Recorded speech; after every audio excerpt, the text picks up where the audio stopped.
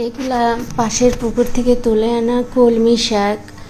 তো অনেকগুলাই হয়েছে, সবুজ একদম পানিতে ভাসছিল, পরিষ্কার গোসল করে সবাই, এরকম একটা পুকুরের কলমি শাক এটা। তো সেটা আমি বেছে কেটে সুন্দরভাবে বেশি করে রসুন দিয়েছি, দিয়ে ভাজি করতেছি।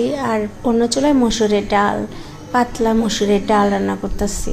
তো মসুরের ডাল আর হচ্ছে কলমি শাক ভাজি, এই দুইটা তরকারি এখন রান্না করতেছি।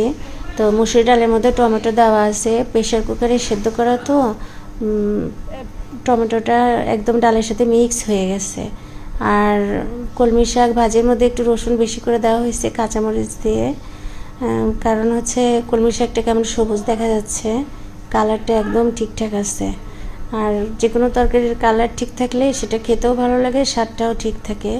আর খুব বেশি সেদ্ধ করলেও তরকারির স্বাদ, গুণগত মান নষ্ট হয়। তো সেক্ষেত্রে এইভাবে ডালটা, ডাল আজকে পাতলা ডাল হচ্ছে, আর হচ্ছে শাক ভাজি, ব্যাস আলহামদুলিল্লাহ।